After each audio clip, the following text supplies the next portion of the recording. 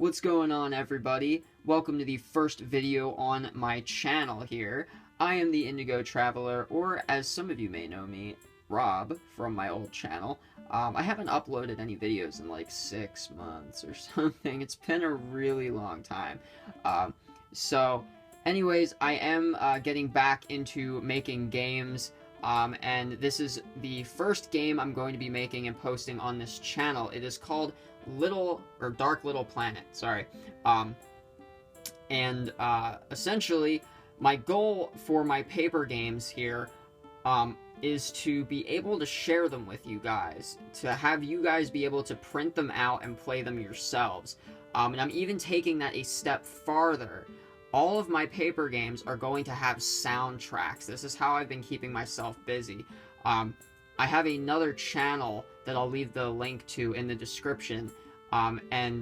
Basically, I'm trying to learn how to become a soundtrack composer. And the music you hear right now is music that I composed on that channel.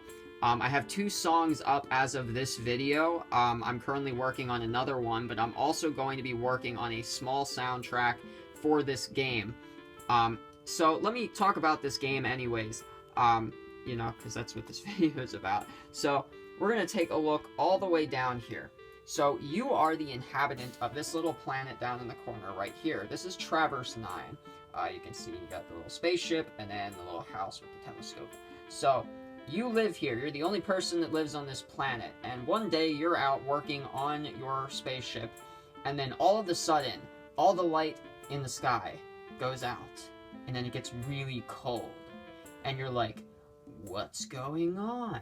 Like, this isn't normal. So you go back inside and you look through your telescope all the way up here to this little star, Endy. This is the star that gives you light and gives you warmth, and it's gone dim. It's not gone out, but it's very dim, and it's just this bright little white, or it's this dim little white orb. It's not very bright. You realize something must be wrong with the star. So you pack up all your things and you get in your spaceship and you begin an epic quest to gather materials to get to the star and bring it back to its former brightness. Because, well, you can't be dark and cold and stuff with, surviving. You need light and warmth and that kind of stuff. So, yeah, so you begin this epic quest across the galaxy to gather items and other sorts of stuff that will be in the game in order to bring Endy back to its normal brightness and life and all that good stuff. So, anyways, let's take a look at the map. Let's go through everything. This is going to be kind of like a survival game, so you'll see as I go along here, and I'll just talk about each little area briefly, just so you can get an understanding of what's going to happen in the game when you get to each section.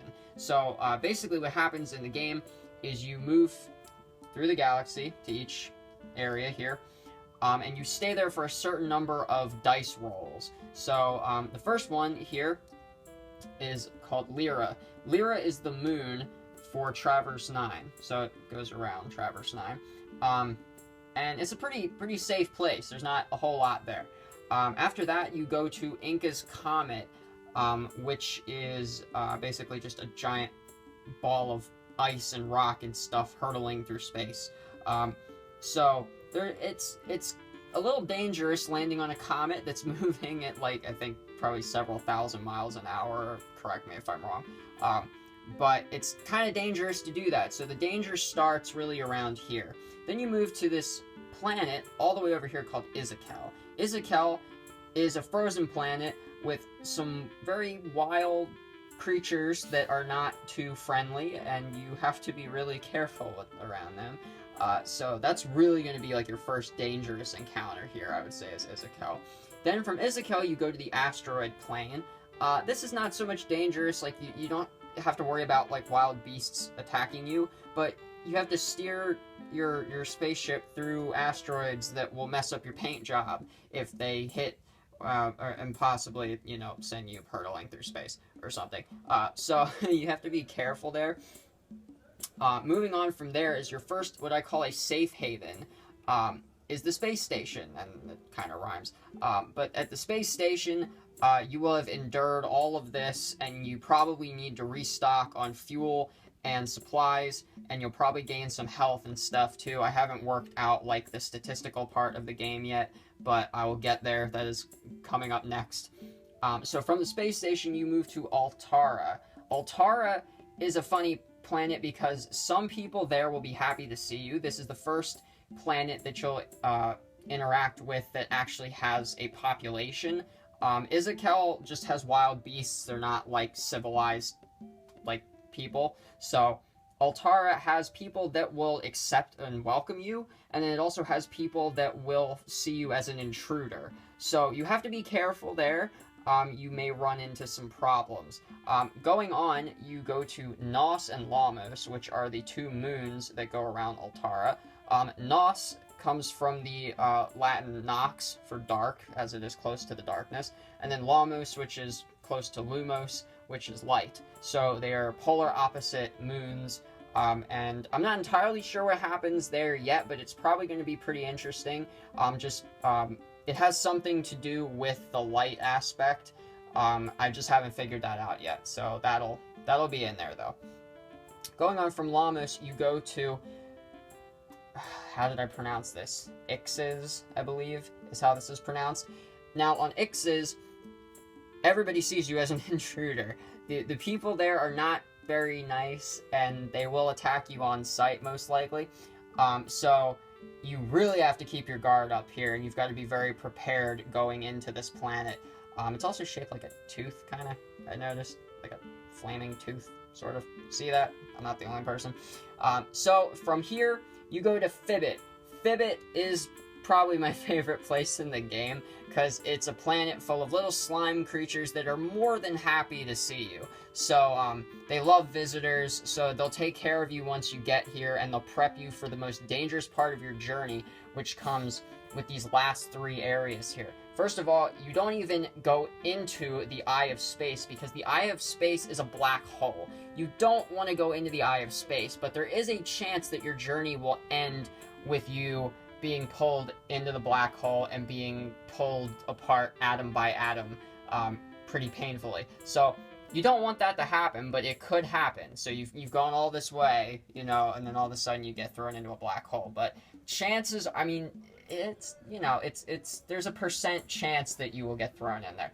But if you make it past the Eye of Space, you go into the Time Rift. Now, some crazy things happen in the Time Rift. You could, you could achieve light speed and just zoom on out the other side, or you could run into, like a H.P. Lovecraft type alien demon god Cthulhu kind of thing, or maybe some intergalactic bounty hunters that will easily pick apart your ship, and take you hostage or something. But assuming you make it through the Time Rift, again, I haven't figured out all of, the parts of the game yet. So after you make it out of the Time Rift, assuming that you do, you will enter the Darkness. And the Darkness is called the Darkness because Endy's light is so dim that this is just a plane of total darkness, and you have no idea what you're flying into. So this is actually probably, along with maybe Ix's, probably two of the most dangerous places. Very hostile. You don't know what's floating around in the darkness. But when you emerge from the darkness, you will reach Endy, and assuming you have, well, no, you will have, if you get to Endy, you will have everything you need to rekindle the light and resume living on Traverse 9 and working on your spaceship eternally. So I really hope you guys are interested in this. I'm going to be trying to post at least once a week. I am working now, so that does take up some time. I'm also, like I said, I'm going to be making a soundtrack for this, so that's going to take up some time as well. I'm really sorry, I keep tilting it like this. I don't know why. But yeah, I really hope you guys are excited about this. I'm basically going to take a picture of this and put it onto my computer, and then you guys will be able to download the picture and print it out, and then play the game, like this, basically. And then you'll also be able to listen to the soundtrack, so you'll have some cool atmospheric music to go along with it. And you will just get the full experience, you know, it'll be cool. And I'm hopefully going to do this with more paper games as well. So if you're digging what you're seeing here, I really appreciate a like and a subscribe. I will try to keep up with all of you guys that are doing your homemade TCGs. I know I don't do a homemade TCG, but I still try to stay involved in that community. So I will see you guys pretty soon, hopefully. Maybe within a week, this game will be done and available to you, and I will, of course, do a playthrough of it when it's done. Also, this is going to be colored in when you see me do the playthrough. I'm going to keep it black and white, though, for the picture. It makes it easier, you know, for you guys to print out, and that way you're not wasting a ton of printer ink or whatever. And then you can color it in if you so choose to. So, anyways, I will see you guys all, hopefully, within a week or so. And, yeah, peace out.